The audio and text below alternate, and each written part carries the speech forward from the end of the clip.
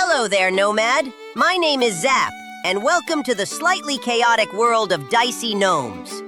According to legend, the town of Gnomewhere once lived in peace, until a magical menace named Gnomelia the Tiny cursed every young gnome to believe they are the legendary Golden Mane hero.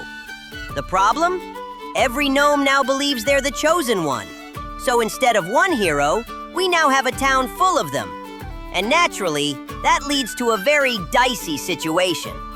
In Dicey Gnomes, players use strategy, clever timing, and a little gnome sense to eliminate their rivals and prove who the real hero of Gnomewhere is. So if you're ready to learn how the game works, shall we begin with the rules of the game?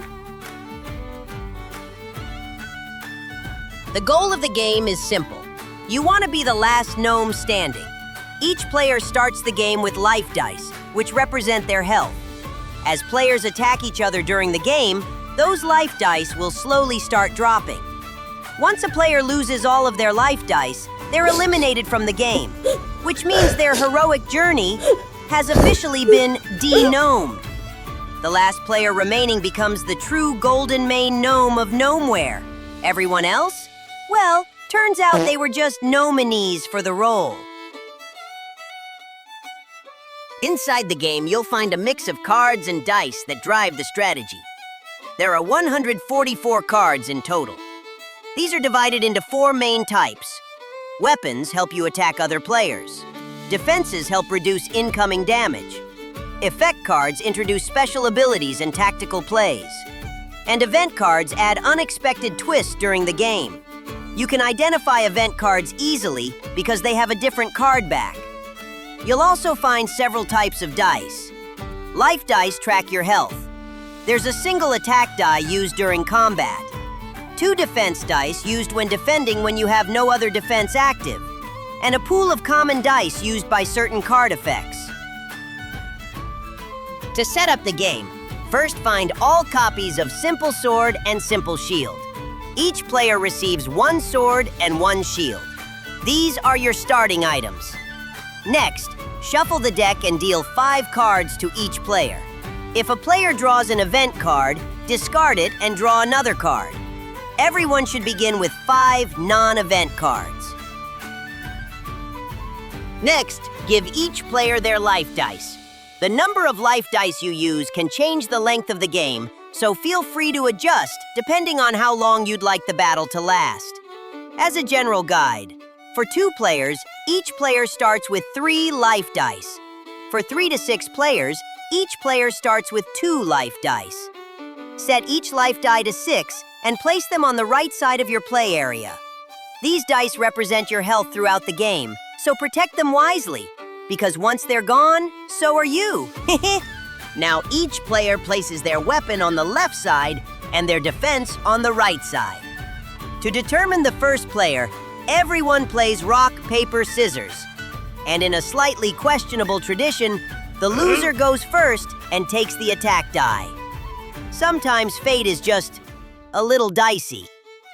Each player has their own play area, which the game refers to as your table. Your table has 3 main parts. First are your active items, which are your weapon and defense that you are currently playing with. Second is your bag, which can store up to 3 additional attack or defense cards. And finally, you have your life dice, which, as mentioned, track your health throughout the game. Now let's talk about what the cards actually do. Weapons determine how much attack power you bring into combat. When you attack another player, your weapon's attack value is added to the roll of the attack die. Defense cards help reduce incoming damage when you're attacked. Many of these item cards also include special abilities, which can give you additional advantages or open up new tactical options. Then there are effect cards. These cards allow you to influence the game in different ways, sometimes helping yourself, sometimes disrupting another player's strategy. In most cases, effect cards can be played at any time during the game when it makes sense, which means timing them well can make a huge difference. And finally, there are event cards, which introduce unexpected situations that can affect the entire table. Sometimes they help, sometimes they don't. That's just part of the chaos of Gnomeware. Now that everything is set up, and you know what the different cards do, let's take a look at how a turn actually plays out. In Dicey Gnomes, players take turns going around the table. The player whose turn it is takes the attack die and places it in front of them to show they are the active player.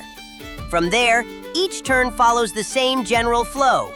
You'll draw cards, resolve any events, manage your equipment if needed, and eventually choose another player to attack.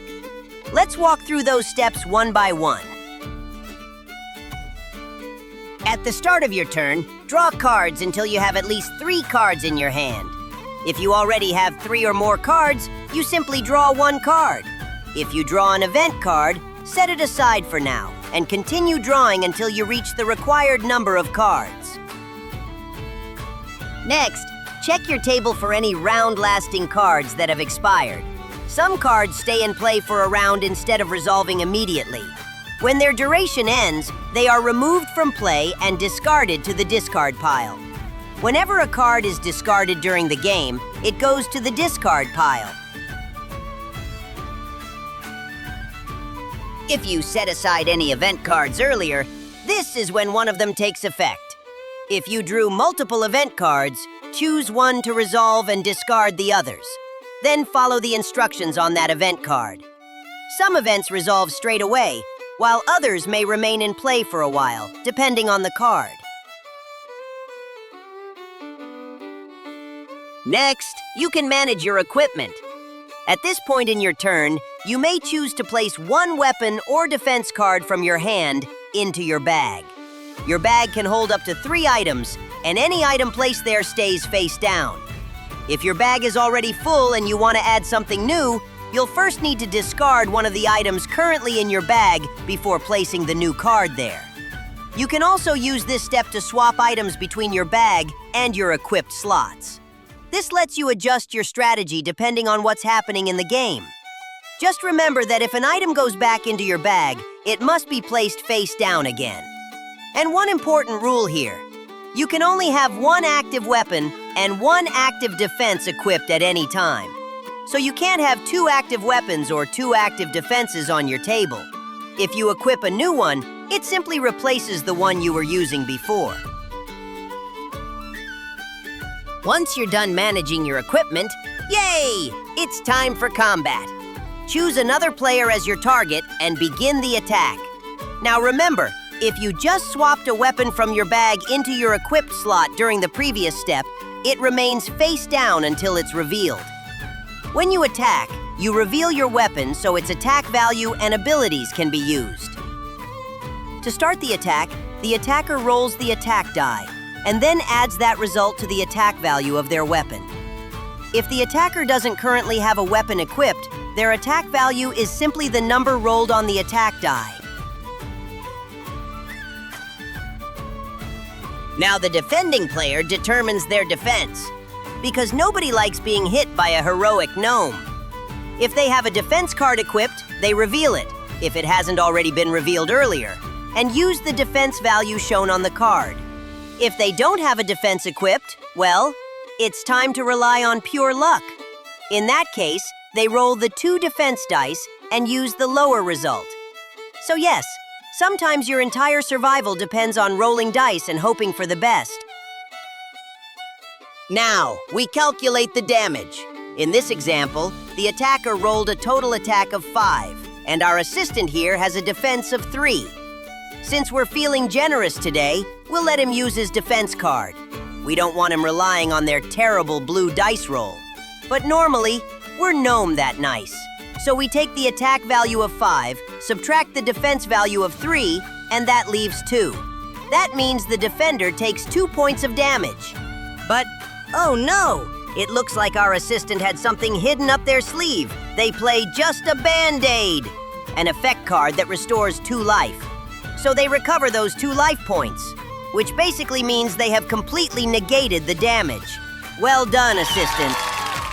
Or was it? It looks like the attacker isn't done yet. They respond, Gnomewhere, another effect card that counters the assistant's card. Sorry, assistant. Looks like that recovery didn't last very long.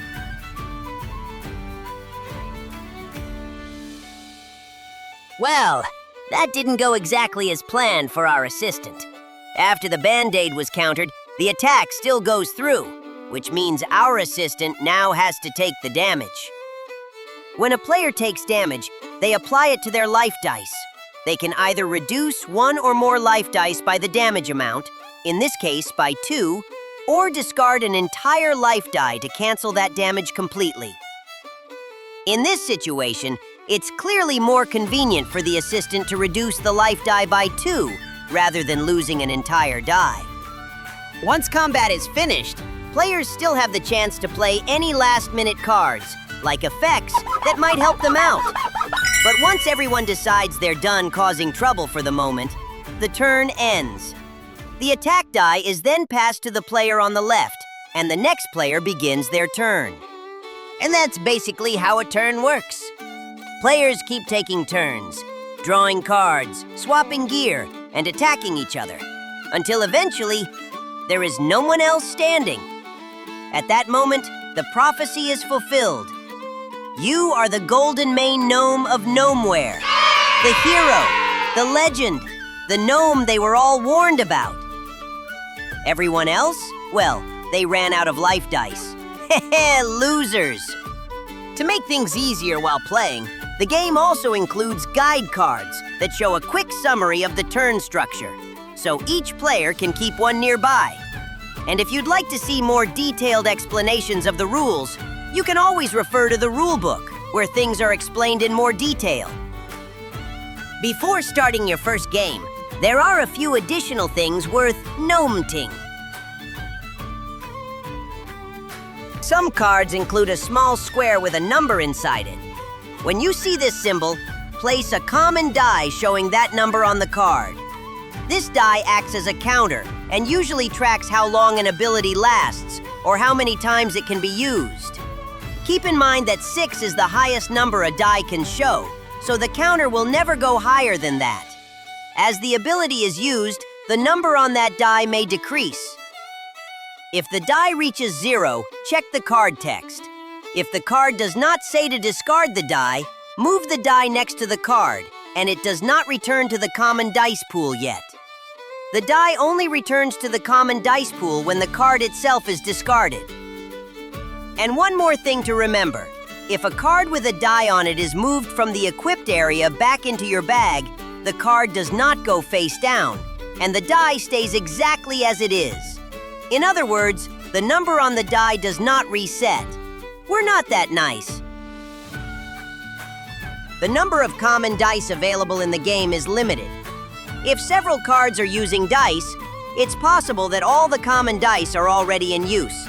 When that happens, players cannot play new cards that require common dice until one of those cards is discarded and the die returns to the pool. So try not to hoard all the dice. Other gnomes might need them too. Some cards also have round-lasting effects. A round is the time it takes for every player at the table to take one turn. Each player tracks their own round, starting at the beginning of their turn and ending just before their next turn begins. When a round-lasting card is played, place it next to the player who played it, so it's clear whose round the effect belongs to. Let's look at the example from the rulebook. Imagine 4 players, Zip, Zap, Gnomule, and Norman. If Zip plays a round-lasting card, the effect stays active while Zap, Gnomule, and Norman take their turns. When the game comes back to Zip's next turn, the round has ended. At the start of Zip's turn during Step 2, the card is removed and discarded. This works the same even if the card is played during another player's turn. For example, if Zip plays a round-lasting card during Zap's turn, it still belongs to Zip's round, so the effect will still end at the start of Zip's next turn. You may also notice that some weapons and defenses list different materials. Certain card abilities interact with specific materials, so whenever a card refers to one, simply check the material shown on the item card. And finally, the most important rule in Dicey Gnomes. If a card effect ever contradicts the rulebook, the card always takes priority. In other words, the cards make the rules. And with that, You're ready to jump into your first game of Dicey Gnomes. If you have any questions while playing, feel free to reach out to us on Instagram, join the conversation on Discord, or check the FAQ section in the rulebook. We're always happy to help, unless you're trying to cheat, then we're watching you. Thanks for watching, and remember, stay dicey.